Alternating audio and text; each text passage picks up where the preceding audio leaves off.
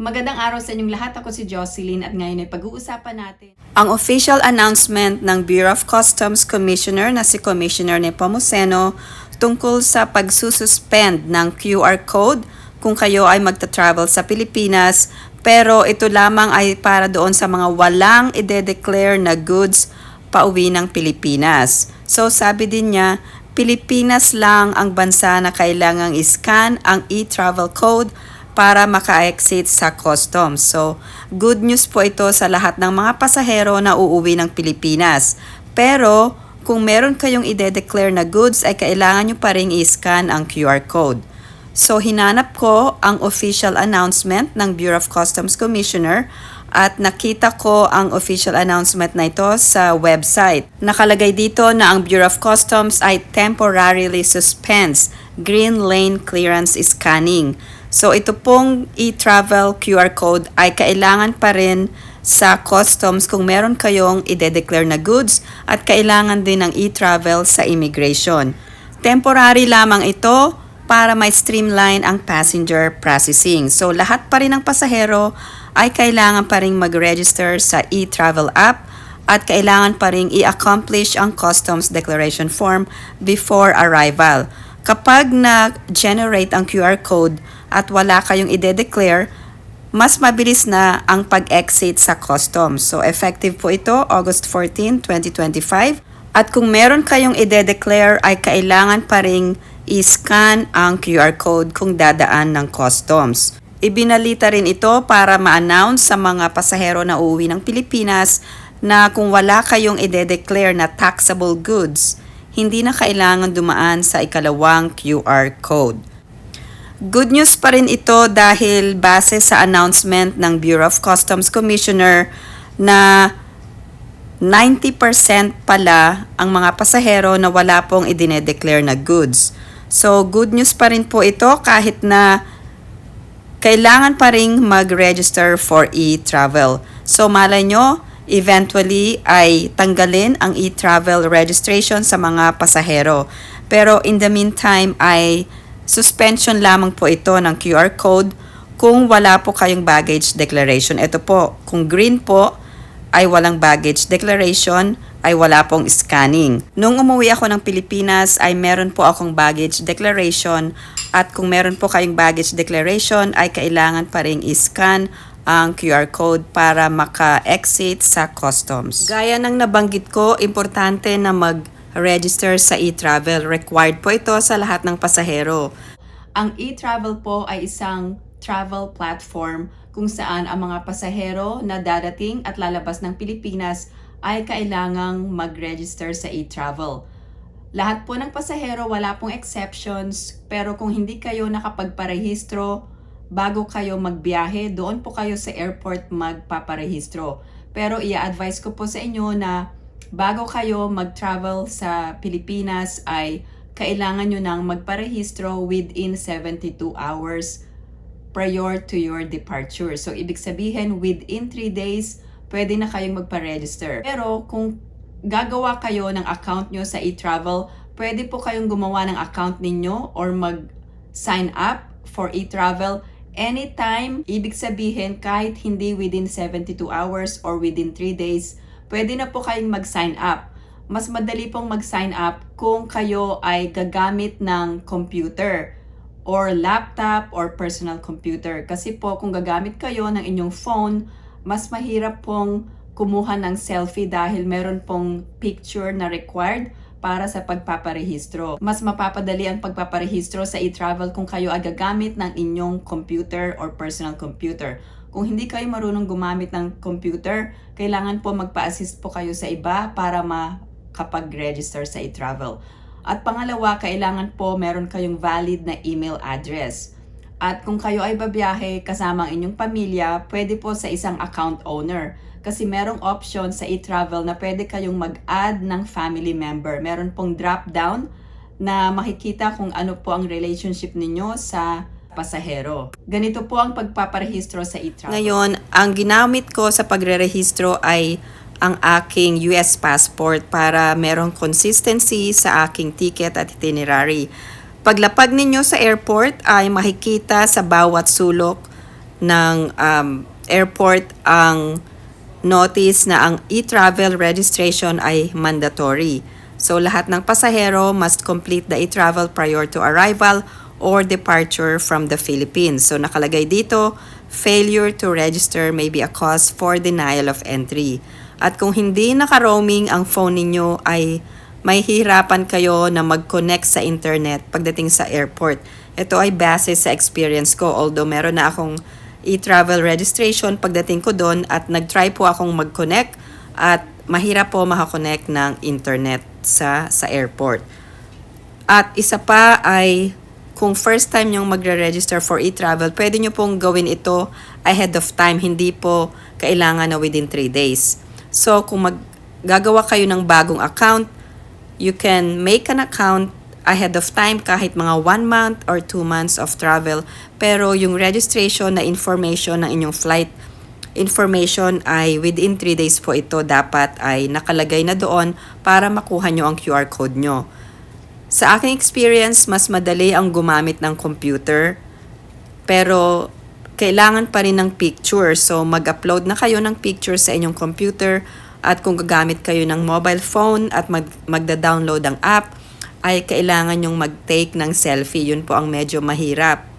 Pero once na naka-register kayo at gumamit kayo ng computer or laptop, mas madali pong mag-register dahil meron na kayong ready na picture na in-upload ninyo. Minsan kasi ayaw gumana yung selfie na function doon sa e-travel. So yung iba ay nahihirapan pero may isa pang option. Pwede nyo ring gawin yung travel registration sa egov.ph. Pero ang ginamit ko ay nag-search po ako ng website. So ito po ang aking actual na registration. Ang ginawa ko ay nag-register ako 2 days before date of departure para makita ko ang date na arrival in the Philippines ay June 7. So umalis ako sa Pilipinas ng June 5th. At umalis ako sa Las Vegas ng June 5th and dumating ako sa Pilipinas ng June 7th. Ngayon, itong connecting flight, ito ang ilalagay nyong information. Kasi kung marami kayong flight information, hindi nyo naman mailalagay lahat na yon.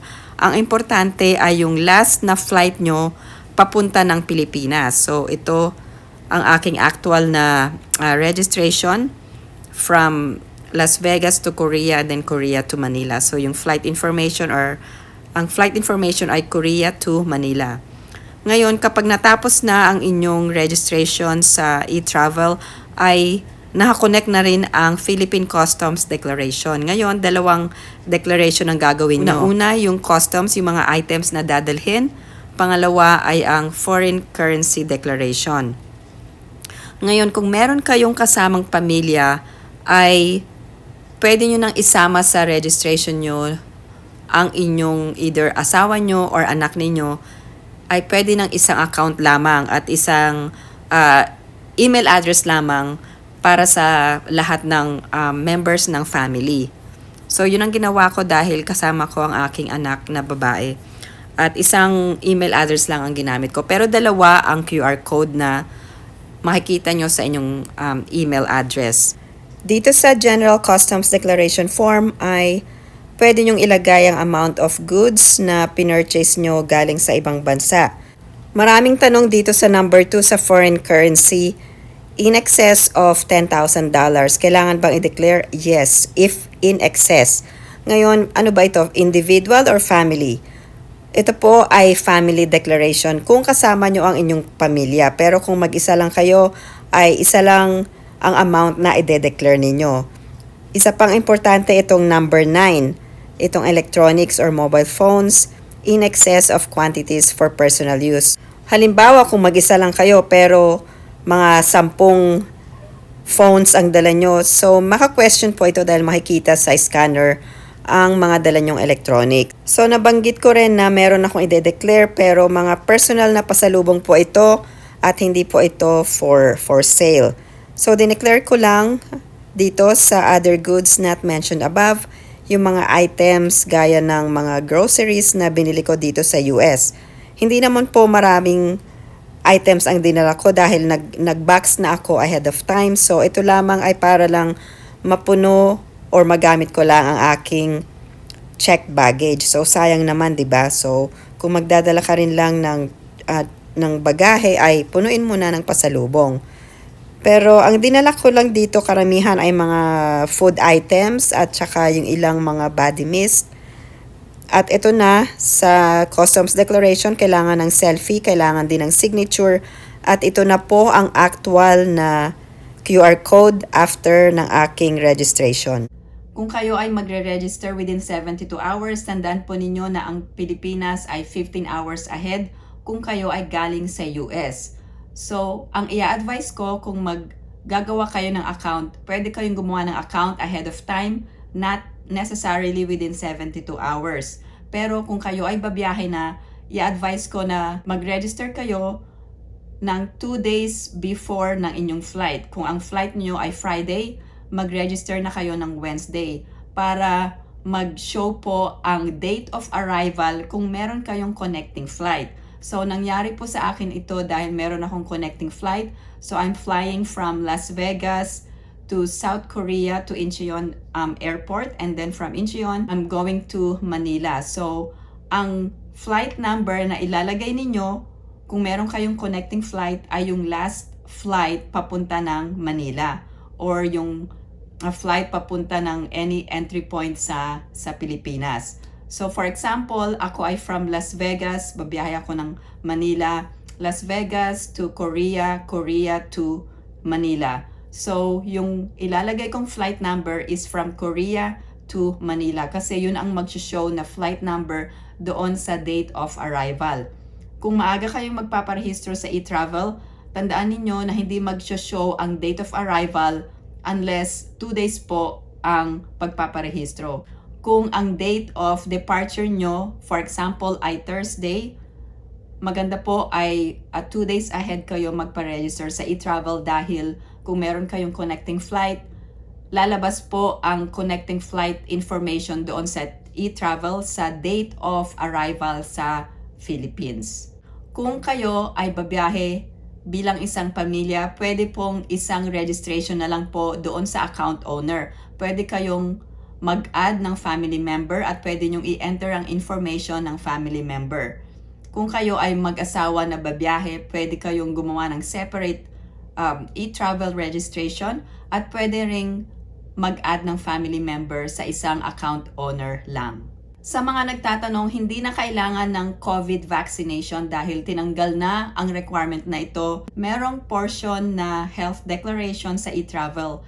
So, hindi na kailangan na ilagay ang COVID vaccination status dahil tinanggal na po ang rule na ito. Ibig sabihin, ilagay nyo lang po kung kayo ay nagkasakit 30 days prior to the flight or within 30 days. So, meron pong option at dapat ay tanggalin na ng Pilipinas ang health declaration doon sa e-travel portion dahil wala na pong COVID vaccination na requirement sa mga magta-travel. Bago kayo magparehistro sa e-travel or bago kayo mag-sign up, i-prepare nyo na po ang picture kung kayo ay gagamit ng computer dahil kailangan nyo pong mag-upload ng picture or selfie. Kung kayo ay gagamit ng phone sa pagre-register sa e-travel, kailangan po ay mag-take kayo ng selfie or mag-upload ng inyong picture. Marami ang nahihirapan kung kayo ay gagamit ng phone sa pagpaparegister sa e-travel dahil marami pong anggulo ng pagte-take ng selfie ang hindi po ma-process ang picture. So, ibig sabihin, paulit-ulit po kayong magte-take ng selfie at hindi po ito ma-upload. Ang advice ko sa inyo ay gumamit ng computer at mag-save na kayo ng pictures sa inyong computer para ma-upload nyo po ito sa e-travel. Salamat po sa pagsubaybay sa aking YouTube channel. Kung meron kayong katanungan or komento, i-post lang po sa comment section below. Thank you guys for watching. I hope everyone is staying safe and have a great day.